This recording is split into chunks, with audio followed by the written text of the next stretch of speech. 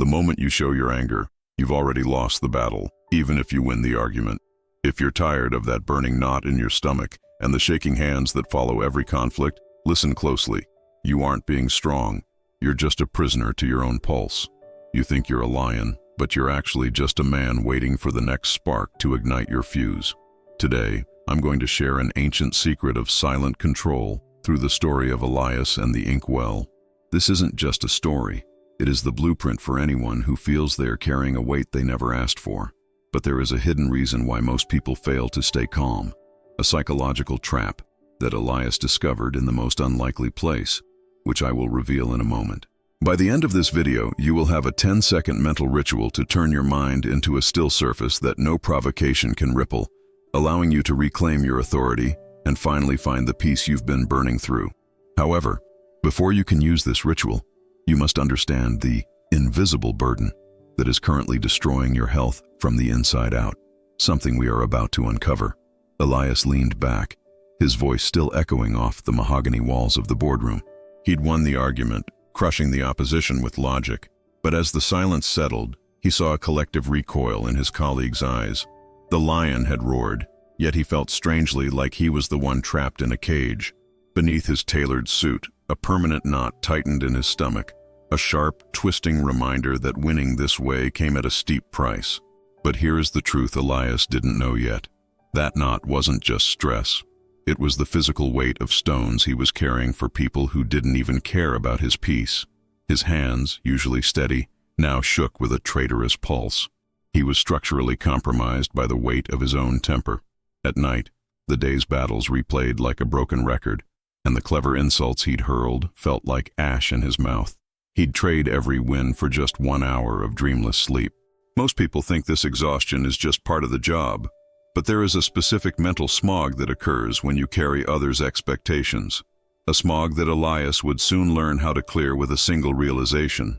Elias realized he was reaching a breaking point where the armor starts to crush the wearer. He didn't want a lecture on kindness. He wanted the power to never feel this nervous again. However, to find that power, he had to confront a mirror that showed him a total stranger. And what he saw in that reflection is the exact reason why your own efforts to stay calm have failed until now. Elias walked into the temple with a heart full of thunder, looking for a way to dominate his rivals. He expected ancient tricks or tactical warfare, but Master Kento sat on a simple stool, looking as light as a leaf in the breeze. What Elias didn't realize was that his very presence was shouting, even when he remained silent, a mistake that most people make when they try to protect their boundaries without the right method. Kento led him to a room covered in fine white sand, a surface so pristine it looked like a frozen sea. When Kento asked about the men in Elias's way, the anger spilled out like venom. As Elias paced, venting his frustrations, his heavy boots churned the sand into a chaotic mess of deep trenches and choking dust. "Look down," Kento whispered. "You cannot find your path while you're so busy kicking up the very dust that keeps you blind." Elias was standing his ground, yet he had destroyed the foundation beneath him. This dust is exactly what happens in your life when you react to every provocation. You lose sight of your own goals because you're too busy fighting others' shadows. But while the sand showed him the problem, the master was about to present a test involving a dark liquid that would prove exactly why your internal pulse is your greatest enemy, and how to finally still it. Kento handed Elias a shallow dish, filled to the absolute brim with viscous, pungent black ink. "This," Kento murmured, "is your dignity. Don't let the world turn it into a stain." The task was simple, yet brutal. Walk through a crowded, mocking marketplace and return with your white robes dry. As Elias stepped into the chaos, the provocations were surgical. Strangers mocked him, youths hurled insults, and shoulders slammed into his. He felt the old fire rising in his neck, the urge to roar back. But the ink was watching him like a dark, lidless eye, mirroring the storm brewing in his chest. He realized something profound. It wasn't the rude crowd moving the ink. It was the vibration of his own pulse, the internal heat of his thoughts. Every time he even imagined a retort, the ink threatened to overflow. He was learning the heavy, beautiful price of a truly controlled spirit. Yet there is a specific reason why most people can't maintain this ink hand ritual for more than a few minutes before they break. A secret about emotional boundaries that Elias was just about to discover, and it changes everything about how you see your enemies. Elias returned to the temple, his robes as pristine as morning snow. The roar of the market was now just a distant, fading dream.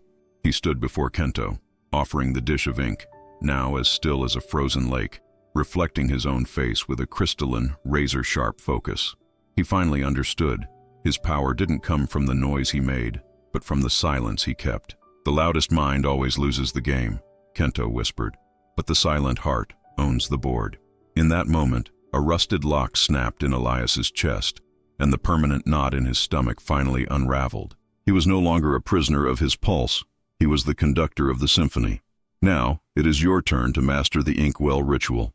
When provocation sparks, close your eyes for 10 seconds and visualize that shallow black dish in your chest. See the ink as a mirror of your soul and realize that only your reaction can spill it. Breathe into your belly until the surface becomes perfectly flat. But while this ritual is your first line of defense, there is a deeper reason why the ink keeps rising in the first place. A collection of hidden stones you've been carrying for years without knowing how to set them down. And that is exactly what we are about to solve right now. Elias walked out of the temple not as a man seeking a fight, but as a master of the terrain. He knew the boardroom would still be loud and the world would still demand a reaction, but he carried the ink well inside him, a portable sanctuary that no shouting match could ever penetrate. He finally learned that the secret to winning every battle wasn't in the strength of his arm, but in the stillness of his grip. But let's be honest with your soul. It is one thing to feel this peace while listening to a story, and quite another to maintain it when the world is burning around you. Many of the stories you hear here aren't just stories. They reflect the invisible weight you may be carrying every day. If you're tired of holding pain, responsibility, and guilt that were never yours, I created a guide to help you find that same silent control Elias discovered. I call it The Weight of Stones That Are Not Yours. This ebook is for those who are ready to stop being a prisoner to their own pulse and finally learn how to set boundaries and live with true lightness. But because I know that letting go is a process, I've decided to include 2 essential tools for your journey today. Bônus 1. Aprendendo a deixar de lado as pedras que não são suas. Guia prático para identificar quais fardos emocionais você deve soltar imediatamente. Bônus 2. Quando dizer não é ato de amor próprio. O manual definitivo para proteger sua tinta interior sem sentir culpa. These resources are the only way to close the loop on the stress you've been feeling and ensure that your mental mirror remains unclouded, no matter how loud the world gets. The link is in the description and in the pinned comment.